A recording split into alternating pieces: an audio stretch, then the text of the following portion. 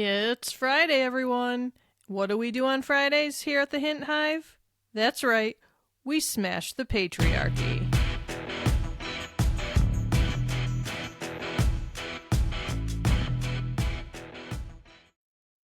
Hello, my favorite hive.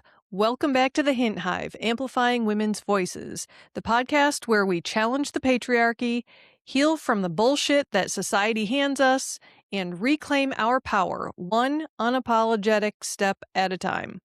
I'm your host, Kelly Hint, your queen bee of this hive, psychotherapist, feminist life coach, advocate for women's empowerment, and your reminder that you do not need to become smaller to deserve love, respect, or belonging.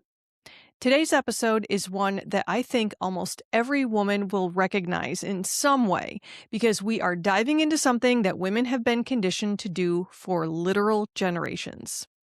Shrink. Shrink your body. Shrink your voice. Shrink your needs. Shrink your ambition. Shrink your anger. Shrink your joy. Shrink your intelligence. Shrink your success. Shrink your presence. Shrink your truth, and shrink your existence. Today, we are talking about women and the fear of taking up space, literally and figuratively. And wow, this topic runs deep, because the truth is, many women are not afraid of taking up space naturally. Women are taught to fear the consequences of taking up space. There's a difference. Women learn very early that visibility can come with criticism, that confidence can come with backlash, that assertiveness can come with rejection, that boundaries can come with guilt. And over time, so many women unconsciously learn, if I stay small, maybe I'll be safe. So today we are unpacking all of it. We're talking about the psychology behind shrinking yourself, the ways patriarchy conditions women to self-abandon, how fear of judgment impacts women emotionally and physically, the connection between people-pleasing and invisibility, how body image culture teaches women to disappear, why women apologize constantly, how to stop minimizing yourself, and actionable ways to reclaim your space unapologetically. And listen, this episode is not about becoming rude, narcissistic, or self-centered. It's about becoming whole. Because there is a massive difference between confidence and arrogance. Women are often taught that any form of self-respect looks like selfishness. But honoring yourself is not selfish. It is necessary. So, grab your coffee, your smoothie, your tea, your energy healing crystals, or whatever it is that is getting you through this chaotic timeline that we are living in, and let's get into it.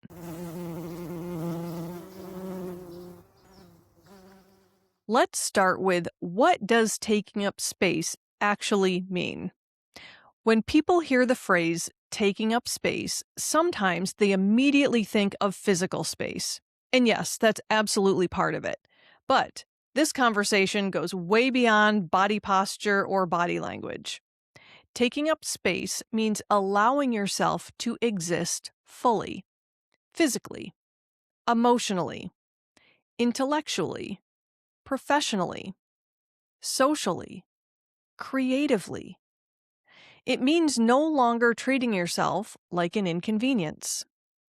Literal ways that women shrink themselves can include crossing their legs tightly, hunching their shoulders inward, speaking softly, avoiding eye contact, making themselves physically smaller in public places, constantly moving out of the way, apologizing unnecessarily, avoiding drawing attention to themselves. But figuratively, that's where this gets even more powerful. Taking up space figuratively means speaking your opinions openly, setting boundaries, asking for what you need, owning your accomplishments, taking leadership roles, allowing yourself to be visible, saying no without guilt, taking rest seriously, expressing emotions honestly, refusing to over-explain yourself, pursuing goals unapologetically, existing without constant self-editing. And for many women, this feels deeply uncomfortable.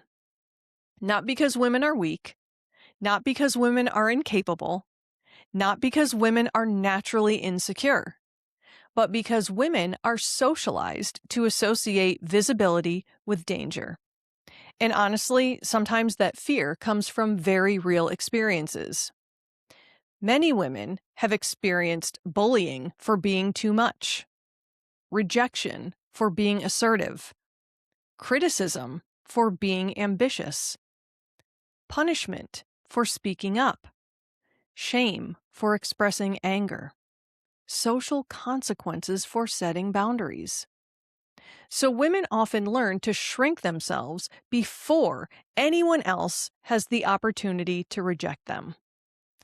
That's not weakness, that's adaptation. And the important thing to understand is this. A survival strategy that protected you at one point in your life may no longer serve the woman that you are becoming, especially if you are working with me.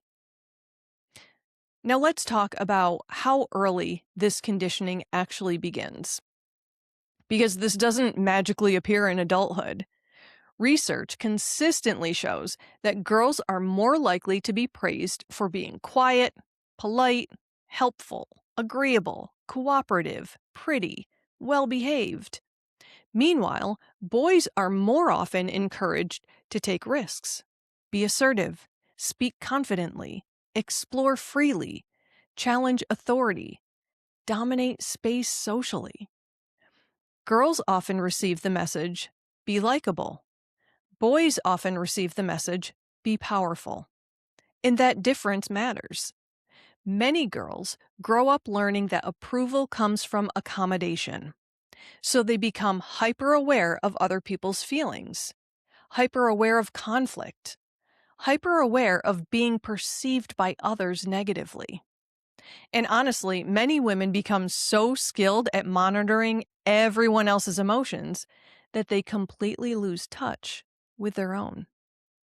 That shows up in adulthood as chronic people-pleasing, anxiety, difficulty saying no, fear of confrontation, emotional burnout, perfectionism, lack of boundaries, over-explaining, fear of disappointing people. And let's be honest, women are often rewarded socially for self-sacrifice.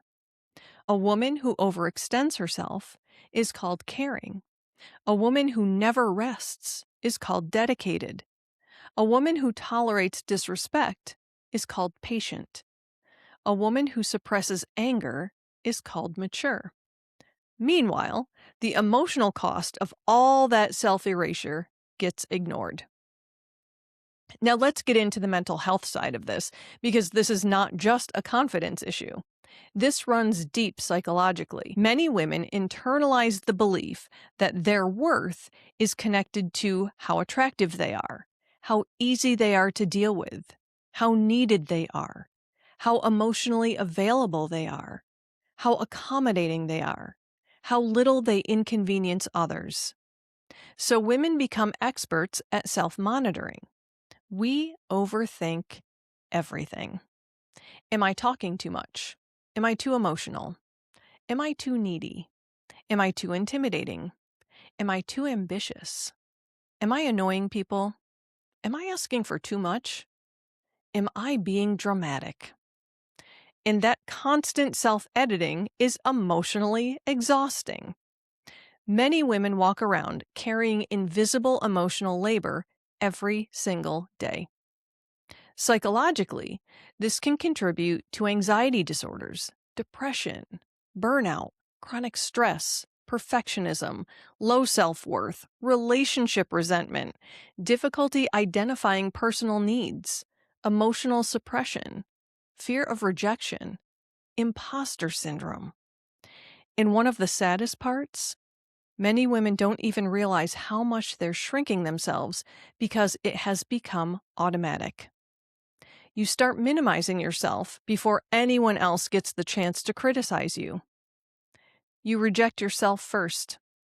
You silence yourself first. You dismiss your own needs first. And that pattern often develops because at some point, shrinking felt safer than being fully seen. We also have to acknowledge how deeply uncomfortable society is with women expressing anger. I know I did an entire episode last week on women's anger versus men's anger, but we need to talk about it in the context of women shrinking themselves. Because this matters. Women are often taught that anger makes them unstable, aggressive, bitter, emotional, difficult, unlikable. So many women suppress their anger entirely. But here's the thing. Anger is not inherently toxic. Anger is information. Anger often signals a violated boundary, unmet needs, injustice, exhaustion, disrespect, emotional pain. But instead of expressing anger directly, many women internalize it. And internalized anger often turns into anxiety, depression, self-criticism, shame, emotional numbness, and physical stress symptoms. A woman who has never been allowed to express anger safely often learns to disappear emotionally. And that emotional shrinking impacts every area of life. Now let's get into the feminist side of this conversation, because patriarchy absolutely benefits when women stay small. A woman who doubts herself is easier to manipulate. A woman who fears rejection is easier to control. A woman who apologizes constantly is less likely to challenge injustice. A woman who doesn't trust her instincts is less likely to advocate for herself. Think about how often women are encouraged to prioritize desirability over power.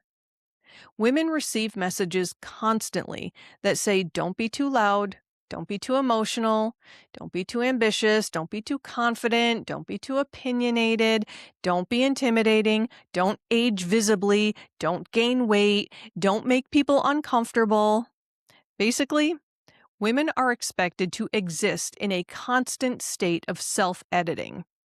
And honestly, many women become so accustomed to shrinking that they mistake self-erasure for kindness, because that's what's rewarded. But there is a huge difference between compassion and self-abandonment. You can be caring without disappearing. You can be empathetic without betraying yourself. You can support others without sacrificing your own well-being. And people will absolutely become uncomfortable when women stop shrinking. Expect that. Because your silence benefited them. Your lack of boundaries benefited them. Your self-doubt benefited them. Your emotional labor absolutely benefited them. Not everyone will celebrate your growth. And that's okay. I will celebrate the hell out of your growth. The ladies of the Hive over in our Facebook group will celebrate your growth. And with continued work and empowerment, you will celebrate your growth. Now, I also want to talk about the physical aspect of shrinking, because it's impossible to separate this conversation from body image culture. Diet culture profits from convincing women that smaller equals more valuable. Smaller body, smaller appetite, smaller presence, smaller needs. Women are taught to wage war against their own bodies. And think about how much energy women lose obsessing over becoming smaller. Energy that could otherwise go towards creativity, leadership, rest, joy, community, education, activism, healing, pursuing dreams. Many women spend years disconnected from their bodies because they've been taught that their bodies are projects to fix instead of homes to live in. And to be honest, There is something deeply radical about a woman existing comfortably in her own body without apology. A woman who is not consumed by self-hatred becomes incredibly powerful because insecurity is profitable. Confident women are much harder to manipulate. Okay, queens, let's get painfully honest and do some self-reflection. Time to figure out if you are afraid of taking up space. Here are some telltale signs that you may have internalized a fear of taking up space. You apologize excessively. You avoid asking for help. You downplay accomplishments. You feel guilty resting. You rehearse conversations repeatedly. You avoid conflict at all costs. You struggle to say no. You laugh off disrespect. You minimize your pain. You fear being perceived as too much. You constantly over-explain yourself. You abandon your needs to keep the peace. You stay quiet even when something bothers you. You feel uncomfortable receiving praise. You feel guilty setting boundaries. You overfunction for everyone around you. You feel responsible for other people's emotions. You avoid visibility because you fear criticism. And here's what's heartbreaking. Many women are praised for these behaviors. People-pleasing is rewarded. Self-sacrifice is romanticized. Burnout is normalized. Emotional labor is expected. But constantly shrinking yourself creates emotional starvation. Ladies, you cannot thrive while continuously abandoning yourself. And I say this as a woman who has struggled with that list that I just talked about herself. I've done many of those things. I've apologized for no reason. I've engaged in the people-pleasing behavior, all of it. For what? Because that's what I was socially conditioned to do. But let me tell you, when I stopped, when I did the work, I became a force of nature. And that's why I'm so passionate about teaching you how to do the same thing. That's why I do what I do for a living. That's why I work with women who need empowerment, who need a bit of direction in this area. Because let me tell you, it's pretty freaking awesome watching all of the women that I work with blossom and grow into powerhouses. All right, my gals, let's talk solutions. Because reclaiming your space is not about becoming arrogant, it's about becoming authentic. First, stop apologizing for existing. Pay attention to how often you say sorry. Many women apologize reflexively. I've caught myself apologizing to people who run into me when I was not in the way, when I tried avoiding the collision that was not even caused by me. Gotta love that conditioning, right? So instead of sorry for bothering you, try, do you have a moment? Instead of sorry for talking so much, try, thank you for listening. Instead of sorry, I'm emotional, try, this matters to me. Language shapes mindset. Next, practice taking up physical space. Uncross your arms. Sit comfortably. Lift your chin. Maintain eye contact. Speak clearly. Your body communicates with your nervous system, and physically expanding can help emotionally reinforce confidence. Next, stop shrinking your achievements. When someone compliments you, stop immediately dismissing it. Don't say, oh, it was nothing. Say, thank you. Own your accomplishments. Women are often taught humility to the point of invisibility.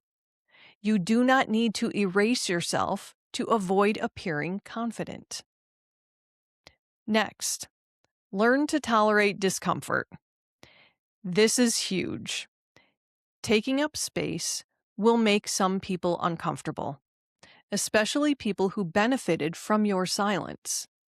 And discomfort does not automatically mean that you are doing something wrong. Growth is uncomfortable.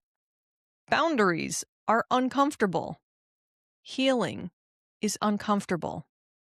But discomfort is not danger. Next, ask yourself, what would I do if I wasn't afraid of being judged? Seriously, that question can change everything.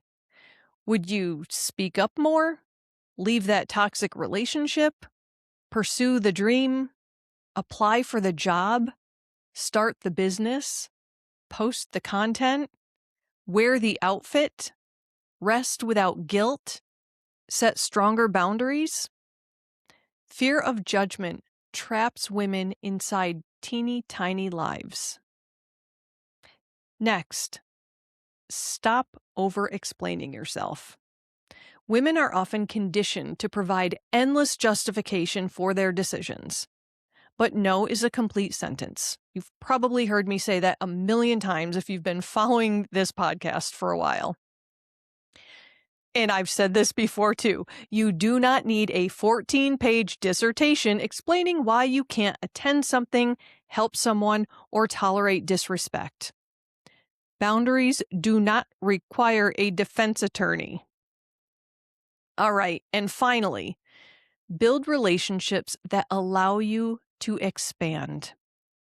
Healthy relationships do not require self-erasure.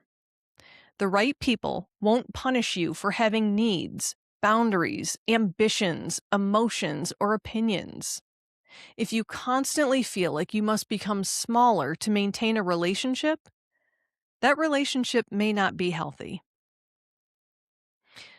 So, why is taking up space a feminist act? Every time a woman chooses visibility over silence, she disrupts generations of conditioning.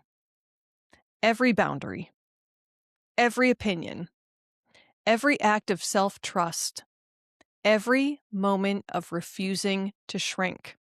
That matters. Because when women reclaim their voices, they also give other women permission to do the same. Representation matters. Visibility matters. Confidence matters.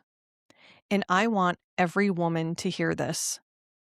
Taking up space is not selfish. You were never born believing you should be invisible. That belief was taught. And what is learned can absolutely be unlearned. Your voice matters. Your ideas matter. Your body matters. Your boundaries matter. Your existence matters. You do not need to earn permission to exist fully. All right, Hive, it's time for our badass affirmation of the week. This week's affirmation is, I refuse to shrink myself to make others comfortable. My voice, my needs, my body, and my presence deserve space. Hell yes. That one hits deep. I really want you to sit with that this week, because so many women have spent years, sometimes entire lifetimes, trying to become more digestible, more agreeable, more pleasant, less emotional, less intimidating, less ambitious, less visible. But your power was never the problem. The problem is that society often punishes women for expressing it. And despite that, you still deserve to exist fully. Not because you're perfect, not because everyone approves, not because you've earned permission, but because you are a human being. And honestly, one of the most revolutionary things that a woman can do is to stop apologizing for her existence. So this week, I want you to challenge yourself. Notice the moments when you start shrinking, the moment you start over-explaining, the moment you silence yourself, the moment you make yourself emotionally smaller, the moment you dismiss your own needs, the moment you apologize unnecessarily. And then, pause, take a breath, and remind yourself, I am allowed to exist fully because you are.